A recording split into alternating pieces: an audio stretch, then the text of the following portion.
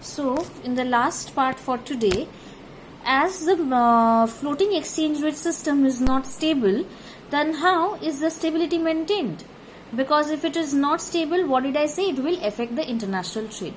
So we can't afford it to be affected. So how is it maintained? Or how is it managed? So it is managed by the central bank. What does the central bank do? The central bank now stabilizes the exchange rate. The central bank stabilizes the exchange rate in cases of appreciation and depreciation of the currency. Now, what is appreciation and depreciation of the currency? Now, depreciation means when our currency is devalued. Depreciation means when our currency is devalued, means the value of our currency falls down. Means if the value of 10 rupees, it's the currency of India.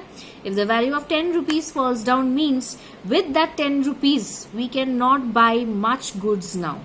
We can buy a very small amount of commodities by that 10 rupees if our currency gets devalued. Similarly, if our currency is appreciated, means its value goes up, then with that 10 rupees means that the value of the 10 rupees is gone up. Okay, it has been appreciated, and thus we can buy much more goods with that 10 rupees. So this is devaluation and appreciation of the currency. So during this devaluation and appreciation of the currency, the central bank maintains the exchange rate. Moreover, the central bank acts as a bulk buyer and supplier of foreign exchange. The central bank acts as a bulk buyer and supplier of foreign exchange. Suppose this foreign exchange rate rises from 50 to rupees 100. Say suppose. So when it has increased, when the foreign exchange rate increases, then what will happen? Now, the central bank will supply. The central bank will supply or start selling. The central bank will start selling the foreign exchange. Why? When does the price goes up? What did we study in demand and supply? Only when there is demand and no supply, the price goes up. Similarly, the same situation is working here. If there is demand for foreign exchange reserve but there is no supply, okay, the exchange rate will shoot up. Now, when this is shooting up, then the central bank starts selling foreign exchange. The central bank will start selling foreign exchange. Okay. Now, so in this way, it will control the exchange rate. Whenever it will start selling foreign exchange, automatically the exchange rate will fall again. Okay, because that excess demand will curve out. Now, the next part is in this way, the central bank is controlling the exchange rate system, this flexible exchange rate system. As the government is not interfering, the central bank in this way is controlling the exchange rate system. It is called the hybrid system.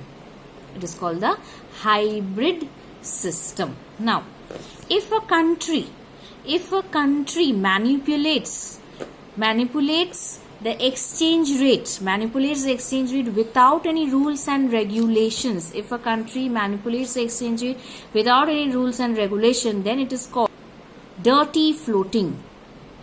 If a country manipulates the exchange rate without any rules and regulation, it is called dirty floating. Okay, so this is how in the flexible exchange rate system, the central bank is working to stabilize the exchange rate. Okay, by following the rules and regulation, and the way the central bank is maintaining it is called the hybrid system. Now, the last part is the difference between the two, the flexible and the fixed. So, the fixed exchange rate system is governed by the government, and the stability is also maintained by the government. Under the floating exchange rate system, the exchange is determined by the demand and supply forces. Next, the fixed exchange rate system is fixed in terms of gold. I said there are two systems, gold system and the Bretton Woods system.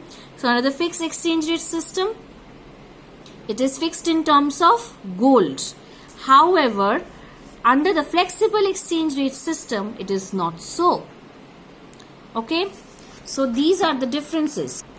You can also say that fixed exchange rate is stable, flexible exchange rate is not stable. So the very first is fixed exchange rate is fixed by the government, flexible exchange rate is fixed by the forces of demand and supply. Fixed exchange rate is fixed in terms of gold. But under the flexible exchange rate, it is not so. Okay. Under the fixed exchange rate, the exchange rate is stable. But under the flexible exchange rate, as determined by demand and supply forces, the exchange rate is not stable. So these are the three main differences between the two systems. Okay. Next day, we will be moving to the determination of flexible exchange rate system and the determination of fixed exchange rate system. Okay. Thank you.